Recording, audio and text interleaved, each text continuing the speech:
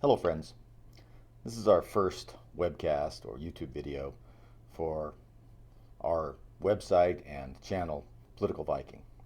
I chose that because the Vikings were a disruptive force and that's what we need now. Also, I did a DNA test and found out apparently I have a lot of Viking blood in me.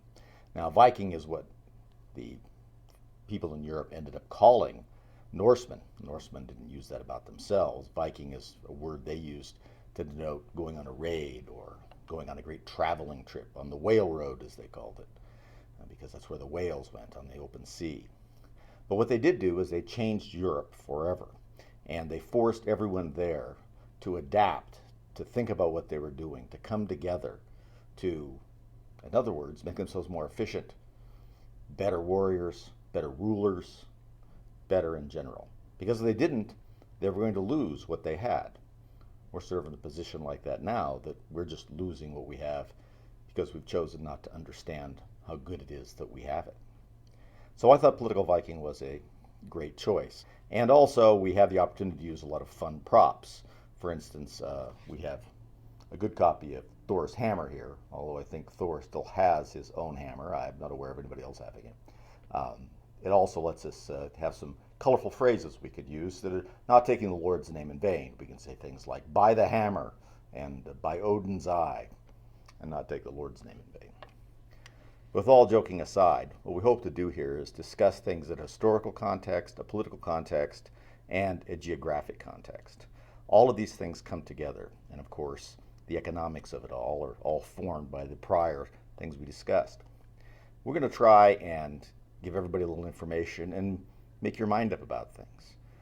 I'm going to supply some. Obviously, you have all of your own, but we can never get enough.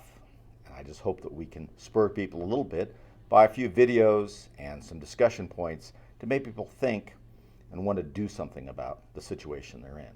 We can no longer sit back and just assume everyone's going to take care of things. Just like when the Viking raiders showed up, people discovered their government wasn't working very well, that their warriors weren't well trained, that no one had come together, they didn't understand each other's languages, and there were too many divisions in their society. That had to change, or everything was going to be lost, because men had come who were going to take what the others could not protect. And here we are. Now, is there some connection between Vikings and the outside people? No. Vikings are ourselves. It's the people inside of our country here. The people who know that we have to rise up and disrupt things, do things correctly. Does that mean people should go out and cause trouble and do that sort of thing? No. What it means is that we need to seize the control of the things that we have right now before we lose control over them. Our vote, our ability to organize, our ability to go out and do things, to get together, to show up at meetings, to make sure that people know that politicians and boards and everything from county commissioners to city councils to mosquito control boards all know that you're there and that you're listening and that you're going to act. You're going to show up at rallies. You're going to give money to candidates. You're going to support people. You're going to work to make sure that what you have, you hold on to. Because if history teaches us anything, if you don't, then you won't have it anymore. And you know, the Romans worried quite a bit about this, that people became too soaked in luxury, too used to the way things are. They call it luxus. It was the idea that you no longer remembered how you got there. You didn't understand what protected your life. You assumed everything was just like that all the time. And no matter how much you messed around with it, it would just stay the same. Well, it doesn't. History doesn't always march forward. Sometimes there's your dark ages. If you look at the way people lived in Rome in the 3rd century and the way people were living in Europe in the 9th century, you wouldn't call that a leap forward. You wouldn't even call it standing still. You would call it stumbling backward. We don't want that to happen in our country. Preferably not the world, but certainly not in the United States. We're a great land. We have a great history. We haven't always been perfect. We've done some bad things, sure. But we have many, many more accomplishments. And no one has freed more people, created a better standard of living, and done more things for everyone on the planet than the United States of America. That's throughout history.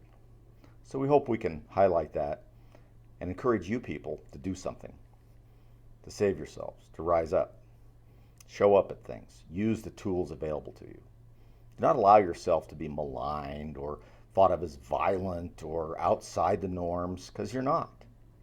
All of these tools are available to us. The ballot box, the checkbook to the candidates you support, knocking on doors, paying attention, showing that you understand where you came from and where you're going. That's the greatest weapon of all. And sadly, that's become a great disruption to the way things are. We'll do more specific things in the future. Thanks for joining us. I'm Rick Wagner, by the way.